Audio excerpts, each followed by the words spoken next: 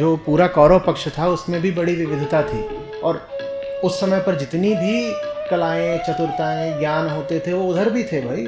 एक शय थी जो इधर थी उधर नहीं थी। क्या?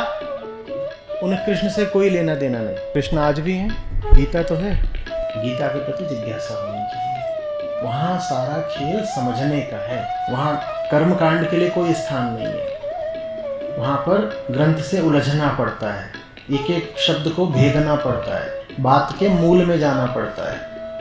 अगर आप ये सब कुछ कर रहे हैं तो आप कृष्ण के साथ हैं। हंस गीता श्लोक क्रमांक 34। यह जगत मन का विलास है, दिखने पर भी नष्ट प्राय है, अलात चक्र के समान अत्यंत चंचल है और भ्रम मात्र है, ऐसा समझें। ज्ञाता और ज्ञेय के भेद से रहित एक ज्ञान स्वरूप आत्मा ही अनेक सा प्रतीत हो रहा है। यह स्थूल शरीर, इंद्रिय और अंतःकरण रूप 3 प्रकार का विकल्प गुणों के परिणाम की रचना है और स्वप्न के समान माया का खेल है, अज्ञान से कल्पित है। तो कह रहे हैं कि संसार मन का विलास है, स्थूल शरीर, इंद्रिय और अंतःकरण रूप 3 प्रकार का विकल्प गुणों के परिणाम की रचना है और स्वप्न के समान माया का खेल है, यह कैसे जाने। यह तो देख पा रहा हूँ कि संसार के दृश्य का प्रतिबिंब मन में बनता है, परंतु संसार शरीर, इंद्रिय और अंतःकरण स्वप्न है, ऐसा नहीं जान पा रहा। कृपया मदद करें।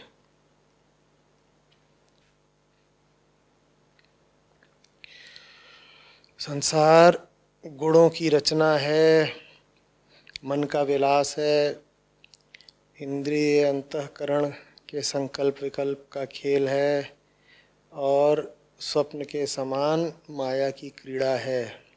कह रहे हैं कैसे जाने। रोज़ ही देख रहे हैं, उसके बाद भी अगर कह रहे हैं कि जान नहीं पाते तो ये आश्चर्य है। जो चीज़ आपको जैसी चाहिए थी वैसी कभी मिली क्या? जो चीज़ आपको जैसी लगी थी वैसी कभी निकली क्या? और माया किसको कहते हैं? मुझे बताइएगा कि कभी कोई चीज़ वैसी निकली है जैसी आपको लगी है? आप कहेंगे हुआ है, 2-4 बार हुआ है, ठीक है। वो जब 2-4 बार ऐसा हुआ है कि जो चीज़ आपको जैसी लगी थी लगभग वैसी ही निकली है, तो उसका आप पर असर क्या हुआ है? आपने उसी तरह की चीज़ों पर और ज़्यादा भरोसा कर डाला है और फिर चीज़ें वैसी नहीं निकली हैं जैसी वो लगी थी। यही तो माया है।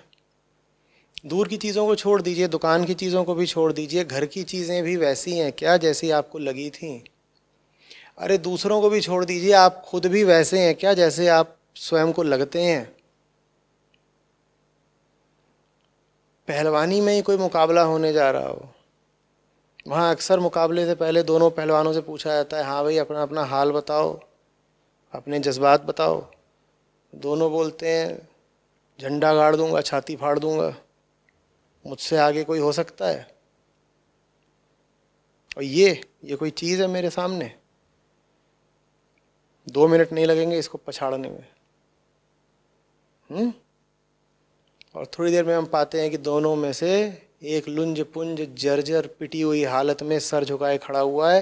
कई बार तो खड़ा होने की भी उसकी हैसियत नहीं रह जाती, वो गिरा हुआ है ना। कभी किसी को जैसा लगा है वैसा वो खुद भी है। इसको क्या लग रहा था, मुझसे बड़ा सूरमा कोई हो सकता है, और देख लो क्या अंजाम क्या आया। अरे तुम बैडमिंटन ही खेल रहे होते हो, आज तक तुम्हारा मारा हुआ शॉट वहाँ जाके गिरा है जहाँ तुमने चाहा है? तुम कहोगे एक बार हुआ था। उस एक बार होने का परिणाम क्या हुआ? तुमने 5 बार फिर वहीं मारने की कोशिश की और वो इधर उधर दाएं बाएं 50 जगह निकल गया। और ये अभी जो मैं दे रहा हूँ ये हल्के उदाहरण है, क्योंकि हमारा जीवन ही हल्का है। मैं और गहरे उदाहरण क्या बताऊँ तुम्हें। हम तो बस काम चला लेते हैं किसी तरीके से समझौता समायोजन करके कि चलो भाई मामला वैसा तो निकला नहीं जैसा चाहिए था, पर कोई बात नहीं, चला लो। दूसरों से भी धोखा मिलता है, खुद से भी धोखा मिलता है, खेल चलता रहता है। यही तो माया है, स्वप्न के समान माया का खेल है। जो चीज़ स्वप्न में इस समय बड़ी असली लगती है वही जगो तो फिर पता चलता है कि झूठी थी, खेल थी, उसको भूल के आगे बढ़ जाते हो। यही हम करते हैं ना, रुकते नहीं हैं, आगे बढ़ जाते हैं दोबारा नए सपने लेने के लिए। सोचते नहीं हैं कि आगे भी तो सपने ही सपने हैं। अभी एक सपना आया वो टूटा, आगे और सपने लेके क्या करूँगा। मूलतः क्रिया तो वही चल रही होगी ना, अलग क्या हो जाना है। जीवन ठहरने का कुछ अवकाश नहीं देता, कुछ ठहरने की हमारी नीयत नहीं होती, क्योंकि नीयत हो गई अगर ठहरने की तो मुक्त हो जाएंगे ना।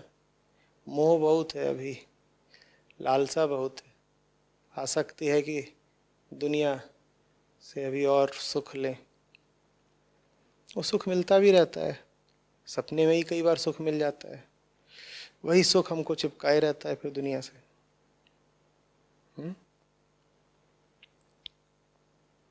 कह रहे हैं संसार के दृश्य का प्रतिबिंब मन में बनता है, लेकिन संसार और सब कुछ स्वप्न ही है ऐसा नहीं पता चलता।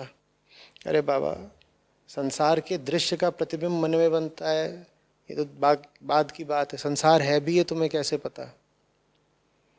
कभी इस बात पर बारीकी से गौर करना, तुम्हें कैसे पता संसार है।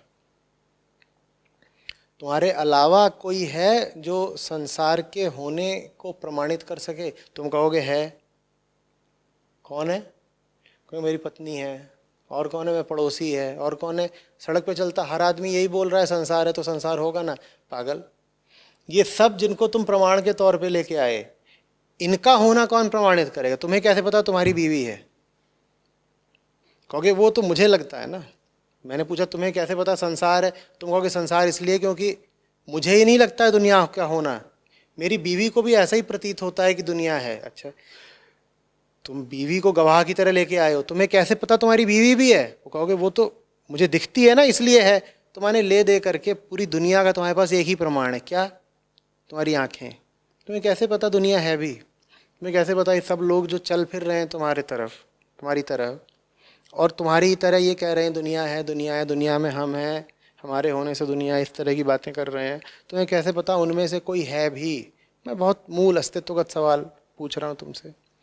ले दे करके तुम ही हो, और तुमने बाकी जितना रायता फैला रखा हो तुम जानोगी। तुम्हें लगता है मेरी बीवी भी है, चांद सितारे भी हैं, और सब कुछ है, रेलगाड़ी है, और वो सामने वाले वर्मा जी हैं। ये सब कुछ तुम्हारा उत्पाद है, तुम्ही ने सब छूमंतर जादू कर रखा है। यही बात, यही सवाल पूछने के लिए अध्यात्म तुम्हें बार बार प्रेरित करता है। विज्ञान ये सवाल नहीं पूछता। विज्ञान कहता है कुछ दिख रहा है तो है, अब ये पता करते हैं कि वो क्या है, कैसा है।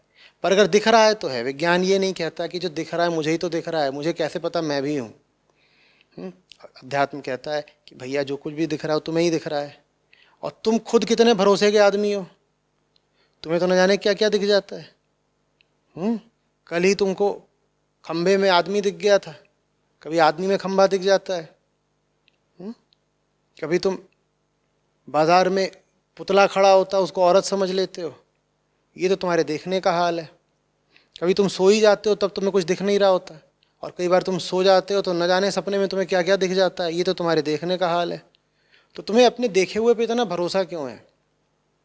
तुम पता नहीं करना चाहोगे कि अगर सिर्फ तुम प्रमाण हो इस दृश्यमान जगत का, तो तुम्हारी दृष्टि में सच कितना है? पता नहीं करना चाहोगे। अब यहाँ से आत्मजिज्ञासा शुरू होती है कि भैया जब ये सब कुछ मेरे ही देखे है तो अपने आप को तो देख लूँ, मैं कौन हूँ। अपने आप को देखने निकलते हो तो वहाँ बंटाधार, सब गड़बड़ी गड़बड़ निकलता है।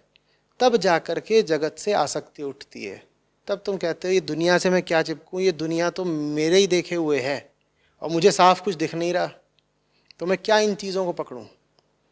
मान लो तुम्हारी आंखें खराब हो पहले तो, और दूसरे तुमने उधारी का नकली चश्मा पहन रखा हो, वो भी आधा फूटा हुआ, ठीक है। आंखें ऐसे खराब और उधारी के चश्मे चढ़ा रखे हैं, उसके बाद तुमको दिख रहे हैं सामने गुलाब जामुन तैरते हुए हवा में, तो तुम कूद पड़ोगे उनके ऊपर, मुंह तुड़वाओगे? तुम कहोगे ना मुझे ही तो दिख रहे हैं और मेरी तो लालटेन कब की बुझ गई, मैं क्या कूद रहा हूं,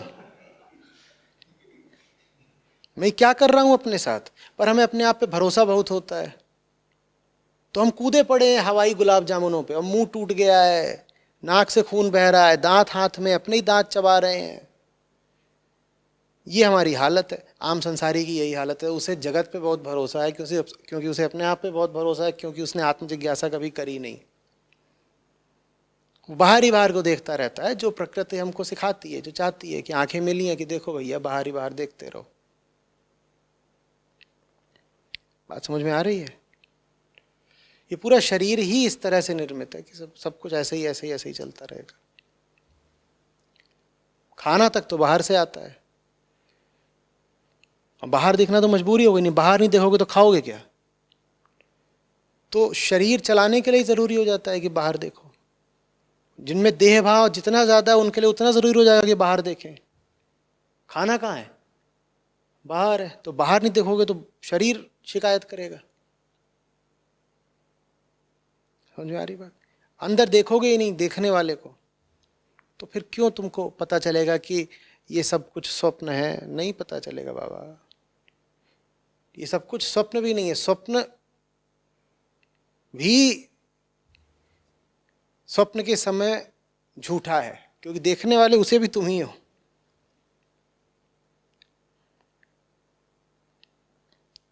आ रही है कुछ बात समझ में? इस तरह से देखना किसी सच्चे साधक के लिए ही संभव है, क्योंकि ये कुल बात बड़ी ईमानदारी की है और बड़े एकांत और अकेलेपन की है। इसमें कोई तुम्हारा साथ वगैरह नहीं दे सकता। विज्ञान में तो तुम कुछ करते हो, उसका पीयर रिव्यू हो जाता है, कोई और आके प्रमाणित कर जाता है कि तुमने जो किया बिल्कुल ठीक है। अध्यात्म में तो तुम्हारे अलावा कोई होता ही नहीं। पीयर कौन सा पीयर है, इसका भी प्रमाण कौन देगा? तुम ही तो दोगे। तो अध्यात्म में तुम जो जानते हो समझते हो उसको तो कोई प्रमाणित करने आ ही नहीं सकता दूसरा। बहुत अकेलापन है, अपने ही भीतर जाना है। पूरी दुनिया वहीं बैठी हुई है, बाहर कोई है ही नहीं, किसकी संगत लें? ये जो व्यक्ति है जो फिर अंतर्गमन करने लगता है, ये ऐसी जगहों पर पहुंचने लगता है जहां बड़ी शांति है, जहां सच्चाई है। ये अध्यात्म।